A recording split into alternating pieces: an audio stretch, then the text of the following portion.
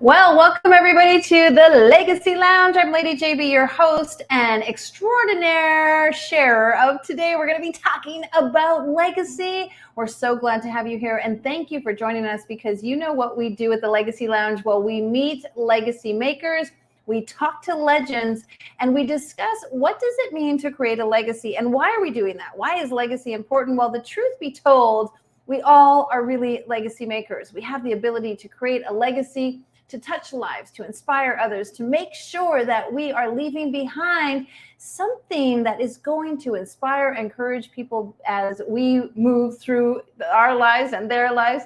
And it's got me thinking a lot about legacy, because the truth is some people feel like they're not a legacy maker. And we want to show you that you are. Every one of us is a legacy maker. And we've got an amazing guest here to talk about that. Well, we're coming to you live, so exciting, from Salt Lake City. So please be patient with us. Of course, when you know that you're live on location in a different location, anything can unfold. So we've made our wonderful social media and our virtual and all the things that we need to do, our prayers for making sure we have our lighting, our sound, and everything. So we just ask that you have some patience with us. If there's a little bit of a lag or anything unfolds, it will be a divine, universal gift to us, whatever we have today, as we are on location in the lounge. And to add to that, our amazing guest is coming to us from across the pond. So we've got all kind of technology doing amazing things today.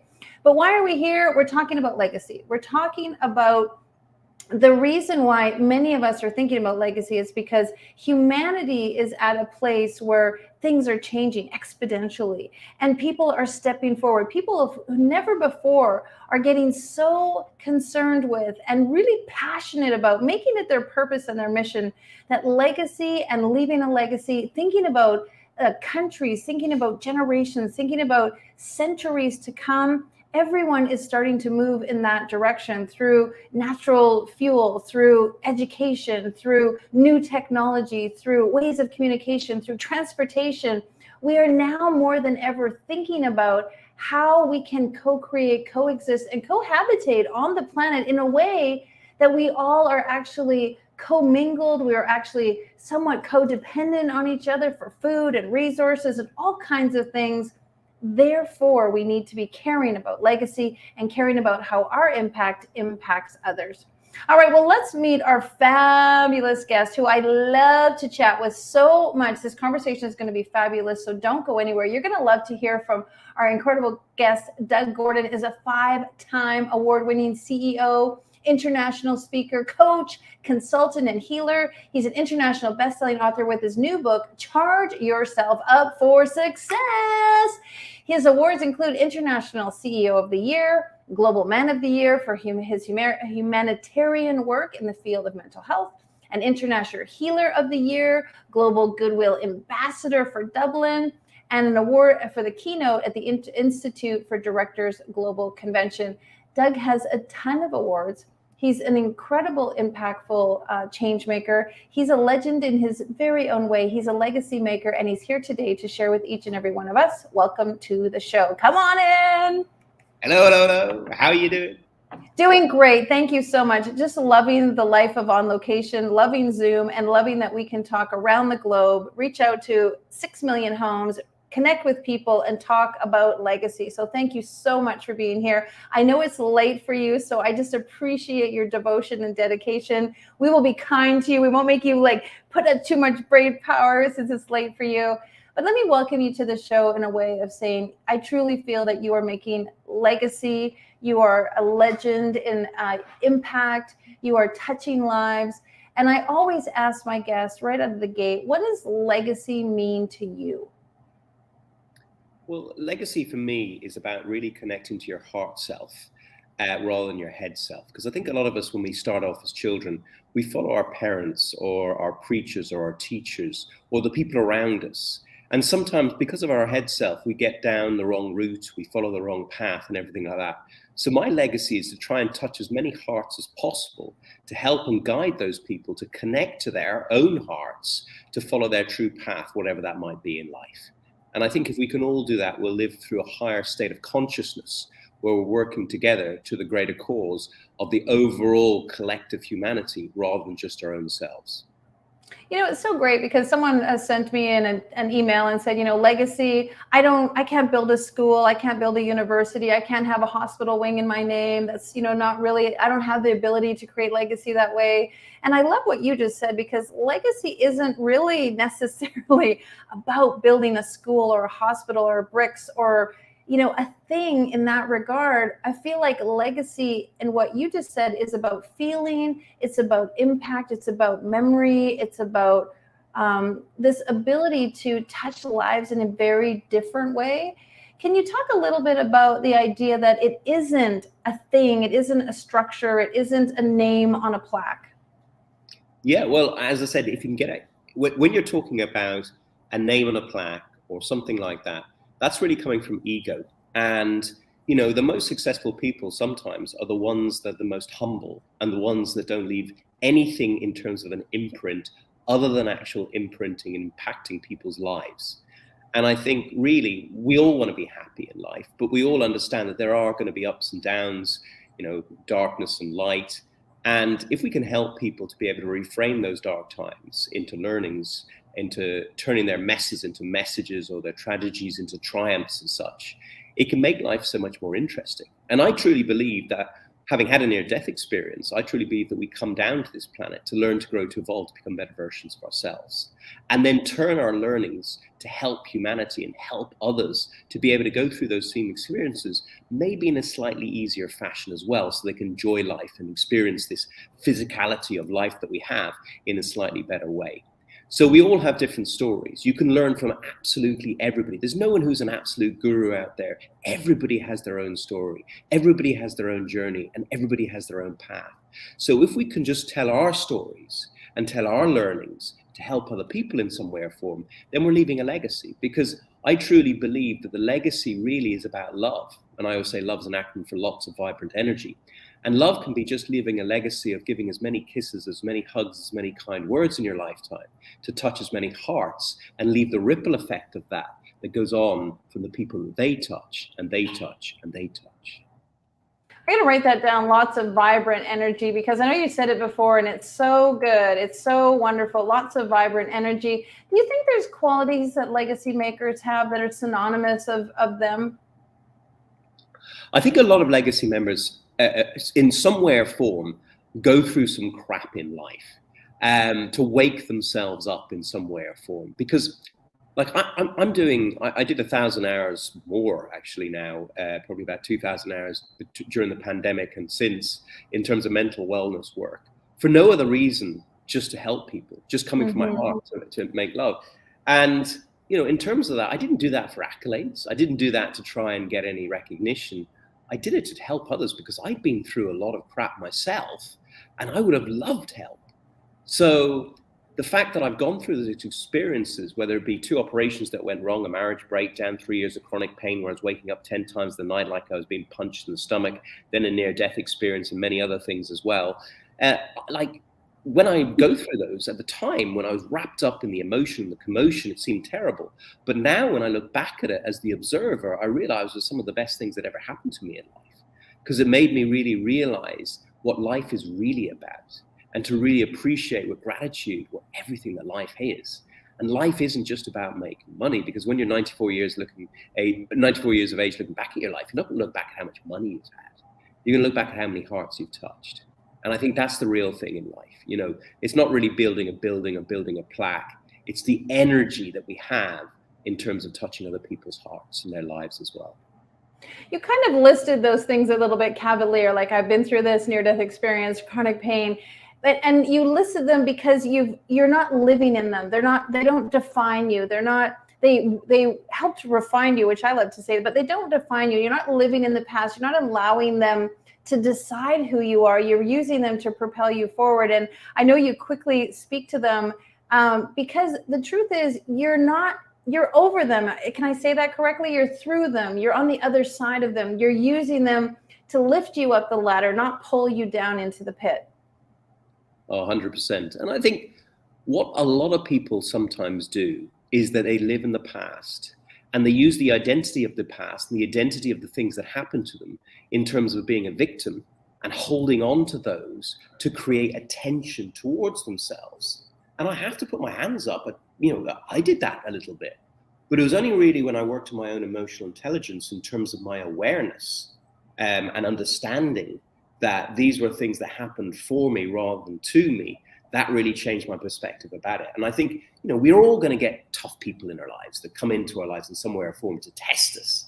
I mean, I truly believe that we come down. I mean, why would you just come down, JB, as you or me? Why would you not come down as the king, the queen, the prince, the pauper, the invalid, the Olympian, to experience life in different ways, different perspectives?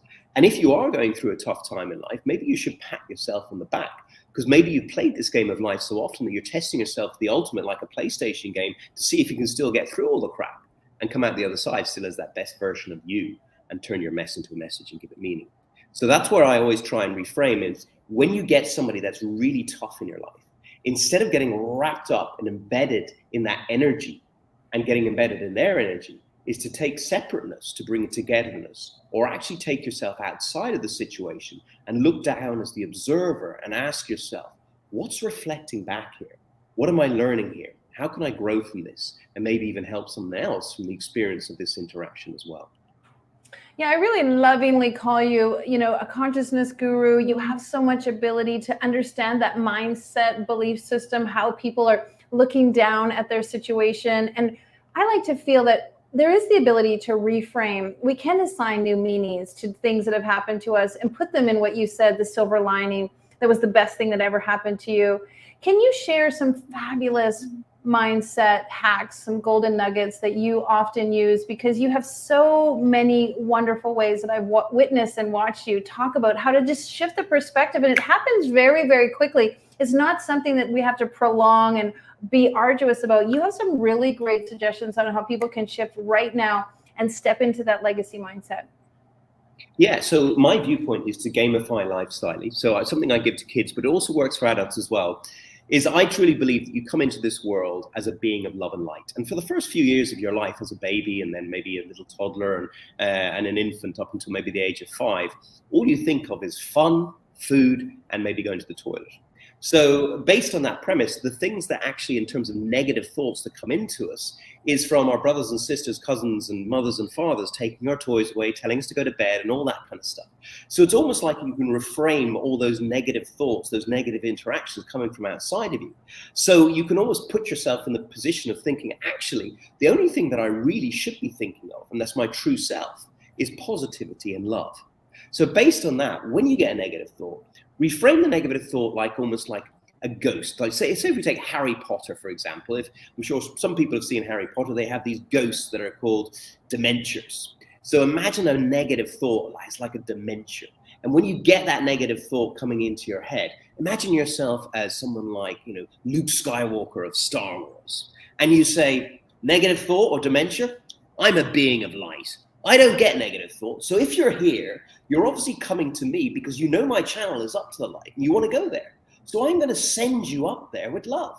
So you visualize that ghost or that dementia or that negative thought going up to the light in your mind's eye. And when it's in there, you say negative thought. Now that you're in the light, the only thing you can have is a positive thought. So give me a positive thought. And then you're setting the intention in a gamified fashion to turn that negative thought into a positive thought. And once then you get that intentional positive thought, then you thank it with gratitude, say thank you for the positive thought, and watch it in your mind's eye disappear into the light. And that way you get a gamified version of doing that. And for kids, what I often say to the kids is count them up. Gamify it on a weekly basis. Tell me, how many did you do? Did you do better than yesterday? Did you do better than last week? Are you that, Luke Skywalker? Have you turned those negative thoughts, that darkness into light? And it just makes it a bit of fun. So that's one of the things out of many that I've done. It's so great. Like, why not have fun with it? Why not make it a game? Because we really don't know. We really don't know. Is that the reality? Is that the reality? Is what I'm thinking the reality? Is what happened to me the reality? Can I create my reality? I love to tell people they can bend reality. And so it's really beautiful to make it fun and turn it into a game and make it interesting. Because why not? Like, really, why not? If you want to be a legacy maker, why not have the idea that you have the ability to bend reality into, and I think what most legacy people are doing, what's benefiting humanity? Can we talk a little bit about that? Because legacy isn't just about what's good for me. It just isn't about my name on the plaque. It isn't just about me building my wealth or me building my accolades. I think most, if not every legacy leader I've had on the show is really committed to what's happening out there, what they can do for others, how we can make a bigger impact on a collective scale. And I think a lot of people who may be listening to the show need to know and understand that there comes a time when it's not about us anymore. And part of legacy, maybe it's just a family community, maybe it's a school community, maybe it is your town, but it is outside of you. I'd love for you to share a little bit about that, because it's so much in the mind, but at the same time, how do we get people thinking outward? Yeah, well, I think the greatest gift that you can give to yourself is giving to others, because a lot of people talk about self-love at the moment. And I think it is, self-love is very important, because as they say on the airplane, you always need to put your own mask on first before you can help other people. Having said that, during the pandemic, when I was going out and I was working, helping people in terms of mental health and everything like that, and also helping businesses, small business keep afloat, and I was doing it for charity, when I came at the end of the day, and I maybe have helped let's just say 10 people who were going to take their own life or something like that, and I'd come back and I'd look at myself in the mirror, and I'd be tired maybe, but I'd look at myself in the mirror and go, you know what, you're all right, I love you. And that's why it's such a great thing. One, as well, by giving to others, sometimes you give to yourself as well in terms of actually learning by the interaction with the other person. But I think, I truly believe that we are not this body, we're actually the energy within. And I'm sure everybody out there has had some situation where they've thought of a friend, a cousin, a brother, or something like that, who might be in a different country. And then suddenly you got a telephone call or something interactive has happened that makes you interact with them in some way or form. So I truly believe that we all have this energy that's interconnected throughout the whole globe. So, and what you do is when you give out to others, you get back. And there's a great actually story that really highlights this. It was Wayne Dyer, who's a fantastic author, wrote many books, and he sold 50 million copies of one of his books actually. And he told a story that when he was in Hawaii one time, he was living there in Maui, and a lady had moved from New York, and the lady came up to him and said, Wayne, I'm such a fan. You got to tell me, I've just moved here. What's it like here in Maui? And he said, well, where are you from? She said, New York. And he said, what are the people like in New York? And they said, well, they're a bit busy, to be honest. And I didn't really like it. And that's why I came here. And he said, well, I'm really sorry, but that's a bit like what they're here as well. And she was like, oh, and she walked away. And then the next day or the week after, it doesn't matter, someone else came up to him, and another lady, but this time from Los Angeles. And she went up to him and said, Wayne, I'm such a fan, just moved to Hawaii. What are the people like here? And he said, well, what are the people like in Los Angeles? And she said, oh, they're friendly, they're beautiful, they help each other. And he goes, yeah, they're exactly like that here as well. So the moral of the story is whatever you give out, you get back. Now, I will say that the universe understands that if you give with the intention of receiving, it doesn't work. But if you give truly from your heart, it's amazing what happens. So really give truly to help other people without expectation, and then you will get something in return, sure. That's such a great story. I moved to a new town and everyone told me, oh, it's so cliquey here. Everyone's so cliquey. It's so hard to fit in. It's so hard to meet people. And I didn't have that experience at all. I loved it. I didn't feel anybody was cliquey. I totally fit in. And it was so indicative of how you show up is how the world shows up for you. It's a really wonderful thing. Let's talk a little bit on the conversation of books. Let's talk about your book. Was there a moment, was there the big spark, the epiphany, the ignite moment that happened for you to say, okay, I'm ready to write this book? And what was that? Well, so in 2009, through stress, you remember, obviously in 2008, the markets went through the floor, and I was working in the stock market. I was head of sales of a business over in the UK in terms of financial side, and working in the stock market. And we ended up obviously having everything going wrong, and I ended up getting very stressed. And by the end of 2009, I had 2 operations on my digestive system that went wrong, 3 years of chronic pain, then 2012 near-death experience, where I was encapsulating this amazing feeling of love, energy, and connection. And that really got me into the spiritual side of things. And once I got into that, I also got into healing as well, energy healing, mainly to heal myself, to be honest, first. And then gradually started healing other people. And that led me then to life coaching, and then radio presenting and everything like that. And I think gradually, as I was learning, I was thinking, I must write a book of my experiences. But I wasn't quite ready. And then gradually, as I interviewed more amazing people like yourself and like Les Brown as well, who you did a book with, and I got loads of great insights into different people's reasons for success. And I think the greatest thing that, in terms of my understanding, is it comes from a state of self-confidence, a state of self-love, which comes from emotional intelligence and the intelligence of those emotions, those energies and motions. So once I realized that, and I was able to put all my own experiences, because I was in the investment world where I had some good experiences and success there. I had good experiences and success in business, and then also in the sports world. And then learning from 300 different people who I interviewed, I then put it all together. And actually, once I had it all together, I kind of had a knowing that I was ready. And I came down. This is my country home I'm in at the moment. We did the last call in my house up in Dublin, and I came down here, which is in the middle of nowhere. There's normally no 3G here at all. I've got one of those Wi-Fi things, and I was able to basically sit here normally from 12 midnight till 4 a.m. and wrote the book in about 4 weeks consistently. Wow, incredible, incredible. I know there are so many good things in it and so many juicy, wonderful tidbits. Is there a favorite message or a favorite part of the book that you want if they only just read that part of the entire book, that's your favorite part? I know that's hard as an author to have a favorite part, but do you have it? Well, I think one of the parts which we all go through we have parental programs, triggers, traumas, things that kind of get us at certain times. And when you have those triggers, it can waste so much time in terms of overthinking, getting upset about things and everything like that. And I was actually on Clubhouse one time, and this lady came on she was actually going to take her own life, and she told us. So I managed to turn her around in 7 minutes. If you go into my my Instagram, you'll see the video of how I did it. And then I actually got on a call with her, and I reframed the whole thing to be able to turn her around from taking her life to then turning her mess into a message and give it meaning. And if you have a look at my LinkedIn, you'll go down, you can see there's a lady called Yao, and she gave me a LinkedIn recommendation saying, Doug saved my life, basically. And that was one of the things. And then a load of people as well. And that's why I ended up winning the awards with Global Women's Magazine and the International Association of Top Professionals, because a few of the ladies and men who I helped save their lives and turn them around from depression and everything like that through my own experiences, but also my own training, I then was told about. So that was one. And the other thing I would say is, I believe that what you go through, you grow through to glow through. And we should gleam that inner light. And my GLEAM acronym is giving to others, which we mentioned earlier on, but also gratitude. And gratitude is the attitude, because it heightens your vibe, and your vibe attracts your tribe, which is really important. The other thing as well in terms of GLEAM is letting go, in terms of letting go of those energies such as anger, resentment, lack of forgiveness and guilt, because they make us focus on the past rather than the fabulous future that you could be having.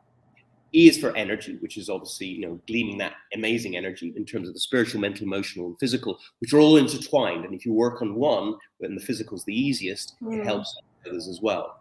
But also emotional intelligence is E, because that's self-awareness, which we talked about earlier on, conscious communication, and your word is your wand, and the sentences we say are sometimes the sentences we condemn others to. So be very careful about what you speak to create what you want rather than what you don't want.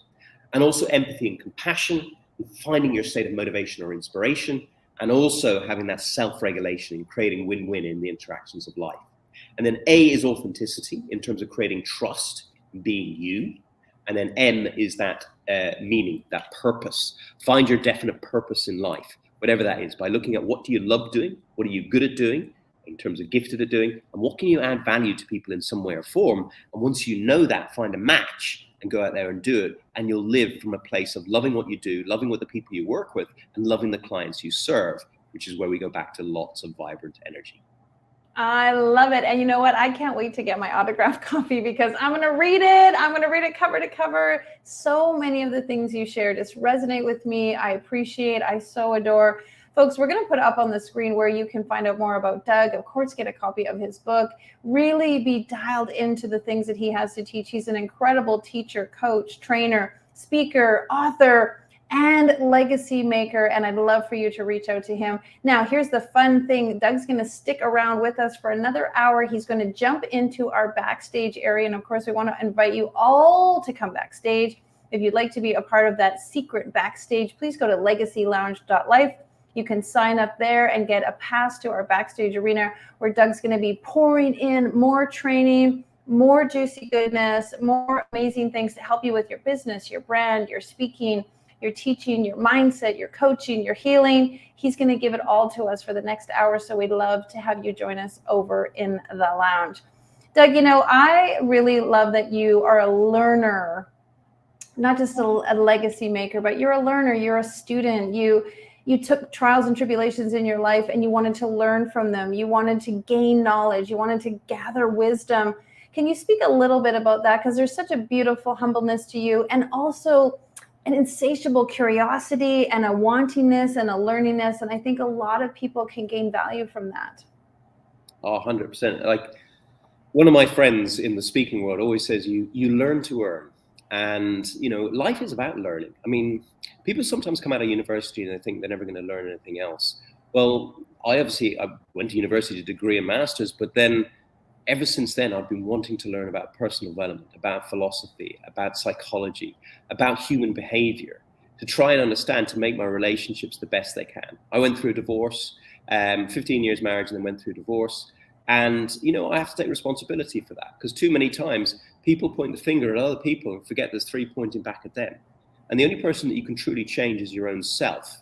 So, in terms of learning, I've worked with probably every single guru you can possibly imagine. I haven't stuck to one. I know there's a lot of Tony Robbins coaches out there, and I'm going to Tony Robbins again in Birmingham in July. But I have to say, for me, it's about learning from everybody, because everybody has different perspectives. And that's a beautiful thing in life. So if we can realize the diversity and inclusion of life is one of the best things that we can have in life, then we can learn from everybody. So even when I went to see the Dalai Lama over in India, I went and thought he was going to be my guru, but actually the gurus were the taxi drivers, the hotel managers, the waiters, everybody I met. If you ask the right questions to understand rather than making assumptions, you can really learn from everybody in life, because everybody has a different path, a different perspective, and a different understanding of what this game of life is. Amen. Amen. Well, let's talk more about that when we're over in the lounge, in the backstage. We'll talk more about India and the Dalai Lama. Thanks so much, Doug. I'll see you in a few minutes over inside our backstage lounge. Well, folks, if you want to be a part of talking with Doug and I for another hour, go on over to our website and you can log in. And of course, you can join us anytime with all of our legends. We have legends every Thursday talking about legacy. I want to give you the skills, the tools, the understanding, the training that you would need and want to really immerse yourself into the idea that you can create a legacy right now in your life with the people that are right in your closest vicinity. You have the ability, and it all starts with the mindset, the heart set, the soul set. You just decide that that's where you want to go, and life will provide for you.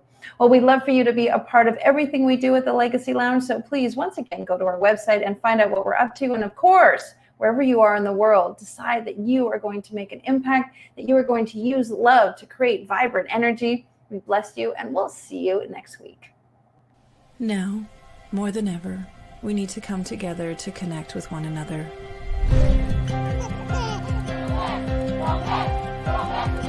We need to feel the truth in who we are and let go of everything that's happened in the past. We need to empower every person on the planet and awaken hearts, enliven souls, come together, laugh, play, rejoice, connect, create, and love.